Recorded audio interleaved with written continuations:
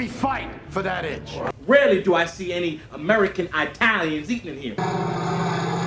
But I'm funny how? I mean, funny like I'm a clown, I amuse you? Villkoret är att jag får leva. Yes! Yes!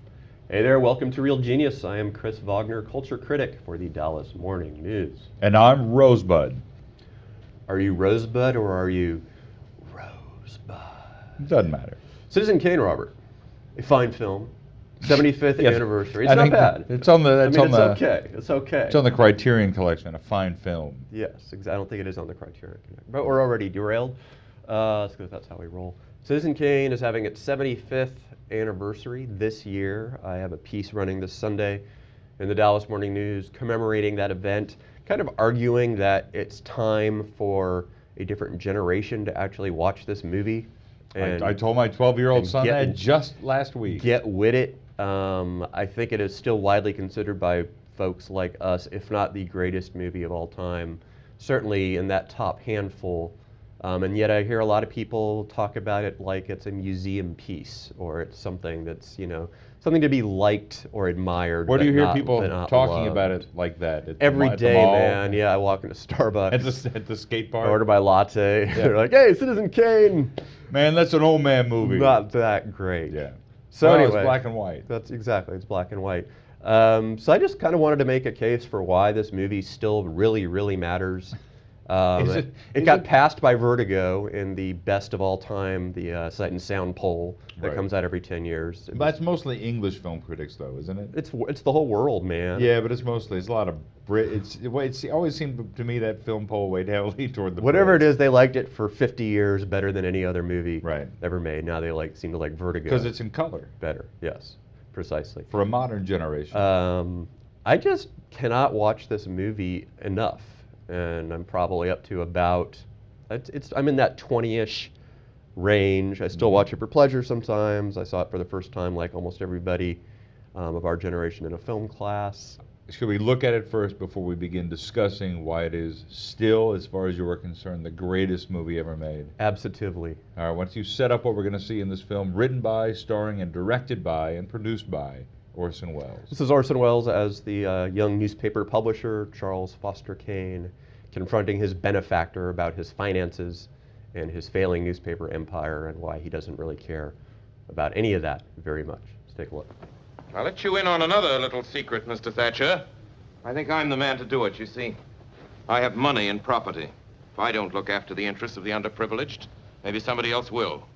Maybe somebody without any money or property. Yes. And that would money be too and property. bad. Well, I happened to see your financial statement today, Charles. Oh, did you? Now, tell me honestly, my boy, don't you think it's rather unwise to continue this philanthropic enterprise? This Inquirer that's costing you $1 million a year? You're right, Mr. Thatcher. I did lose $1 million last year. I expect to lose $1 million this year. I expect to lose $1 million next year. You know, Mr. Thatcher, at the rate of $1 million a year, I'll have to close this place in 60 years. So I've felt for a long time that Citizen Kane is a movie that movie lovers, that real cinema people drool over. I mean, I need to wear a bib when I watch Citizen Kane. I should probably admit that. And it's hard sometimes to get those who aren't in the business or who aren't in the business of talking and thinking about film to express that same kind of enthusiasm. I guess what I'm trying to do is to spread the love to the entire world, far and wide. So when we all first saw this in film school, I mean, certainly before this, I thought of Orson Welles as the heavy-bearded wine salesman. That's what everybody thought he was. We will sell no wine. Or I thought of him as the guy who had done War of the Worlds, which we listened to in elementary school. Certainly War of the Worlds, the radio version, the Mercury Theater, scared the crap out of me when I was a little kid. Back in the 30s. Yeah. Well, I mean, when we heard it, we heard the 30s version in elementary school, and it scared the hell out of me. So for me, that's what he was. He was the guy who made War of the Worlds, who suddenly became a heavy-bearded wine salesman. Mm-hmm. So when I saw this... Ernest and Julio Gallo, I believe, was the brand. I think it's Julio Gallo. Julio Gallo was the brand. Yes, he didn't play baseball for the Rangers. Julio Franco was the brand. So when I saw this for the first time in film school, in Charles Ramiro Berg's class at UT, I think that's who was my film professor my freshman year. He introduced this as the film from which every filmmaker after 1941 stole every trick that you have seen since. The way you shoot the hero, the way you shoot the villain, the way you shoot long shots, the way you shoot medium shots, the way you build tension, the way you turn a hero into an anti-hero. This is the perfect film because everything that happens after Citizen Kane is simply a tepid reflection of what happens in Citizen Kane. That's the first way I watched it, as a lesson in how to make movies. Yeah, it has that joy of discovery and that sort of wonder of invention that you're referring to in almost every shot. Things like the depth of focus, where you can see everything in the frame, whether it's in the foreground or in the deepest background. Or to make a guy look scary by shooting him from below. Right. To make a guy seem weak and small by shooting him from above. The fact that the sets have ceilings. Yes. And create this sort of confined and very realistic space. The storytelling itself is just remarkable. It's very jagged. It's very modernist. Rashomon is considered the multiple unreliable narrator film, but that came out almost 10 years after Citizen Kane, so it was groundbreaking in that regard. It's just, you know, and he was 24 years old when he started making this film. He was 25 when it came out. Just the idea that this kid can come into Hollywood and change the game, to me, is just a remarkable story in itself. To me, the thing I love about it the most is the fact that it still, to this day, does not feel like it's dated. I've always sort of felt like Citizen Kane could have come out tomorrow, and it would still look the same, feel the same. That's the remake. Yeah. Yeah. Just kidding. No remake, Citizen Kane. I just feel like it never dates. There's not one thing about this movie that I think, oh man, that doesn't hold up well. You see a lot of movies from the 20s, 30s, and certainly the early 40s, and you think, to me, this is sort of like It's a Wonderful Life in some ways. I think that movie also that's from 39. 46. 46. Yeah, it was late Capra. Late Capra. That's a movie that also sort of holds up post-war period as well.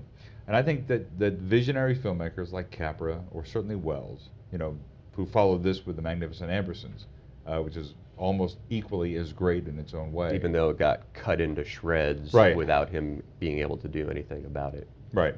I mean, it still has its moments of pure brilliance. Because he found that when there are no rules to be broken, that's when you can create this pure piece of art. Because he didn't have anybody telling him what to do, and people who were doing it, ostensibly up until that point, were basically just shooting movies like they were stage plays. And he was doing something this was the first cinematic piece of cinema. And I think that's overstating it a little bit. I think, John Ford. I mean, there were other great filmmakers and other, you know, very pure cinematic artists before Wells, but Wells. Oh, I'm not talking about Buñuel. I mean, I'm sure there was a lot of stuff going on. Even the 30s itself was a very fertile period for Hollywood filmmaking. But yeah, Citizen Kane changed the game. Citizen Kane perfected so many other things. I mean, I'm talking about just for a modern piece of movie making. To me, this is where Spielberg, this is where Soderbergh, this is where Scorsese, this is where everything that we think today is so revolutionary comes from. And it still looks like it today. And Wells himself watched Stagecoach 30, 40 times, John Ford's classic Western, in preparation for Citizen Kane, because he thought it was pretty much the Bible of movie storytelling. That was his source for inspiration. Anyway, I ask myself sometimes if I would love this movie as much if I was not a newspaper person, and a newspaper lifer so far, as long as there are newspapers, because it's also a great journalism movie. It's about this guy who gets this instrument of power and learns to be corrupted by it eventually. Much like yourself. Yes, exactly. I'm very, very corrupted, except I don't have any power at all. So my corruption is not absolute, as Charles Foster Keynes was. One of your few shortcomings. Great scenes in the newsroom where, you know, he's telling them they have to remake the front page for the, you know, however manyth time that night. The way that he like Hearst, and we should say this is of course based on the life of William Randolph Hearst, which is a, you know, whole other who's by the way Hearst Castle I visited when I was a little kid. San Simeon. Yeah. So I didn't when I saw this, I'm like, oh, it all makes sense now. Right.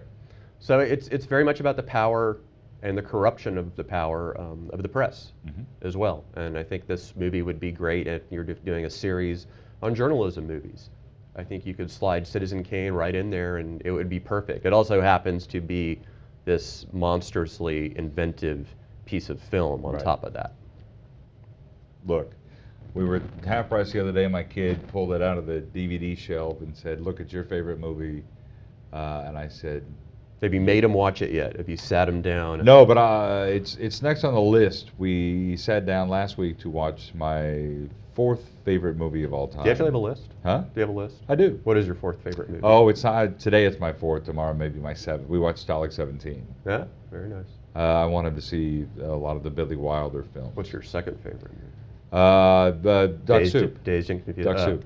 Duck Soup. Well, he's already been weaned on the Marx Brothers. Maybe we could do a Marx Brothers series at some point. Well, Citizen Kane, Marx Brothers, All the President's Men, and Stalag 17. Part of 2 newspaper movies in there. Yes. So, I mean, I guess what we're trying to say is don't look at Citizen Kane as a chore or as a duty. It's a joy to this day. It is a joy to this day, and yes, it is a central part of a film education, but it's also just so much fun. I would have watched this before I saw Birth of a Nation or Battleship Potemkin. That's not really like all that glowing praise for today's generation. Well, I'm just saying, but if you're talking about we're talking about textbook films. Singing in the Rain is considered a textbook film. So it's good. a joyful piece of So filmmaking. good. That's probably in my top 10. Yeah. So, next week, We Singing should in the just Rain. do a series on that. We Films you should watch. We should. That are not a chore to watch. This is how Citizen Kane's the number one of them. This is how decisions like this get made. Yeah. We're just talking in front of a camera. You're watching the sausage being made. Yes. So go watch Citizen Kane.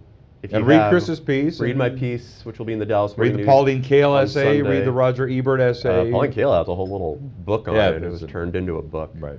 Anyway, and Ebert's commentary track, Roger Ebert's commentary track on the DVD version that came out a few years ago is probably my favorite It's great. commentary track as It well is my because he favorite. sees everything. He knows everything. Rest in peace, great Roger Ebert. Thanks for joining us for this film history lesson. Next week we'll talk about some piece of crap that's coming out this week. Absolutely. See you then.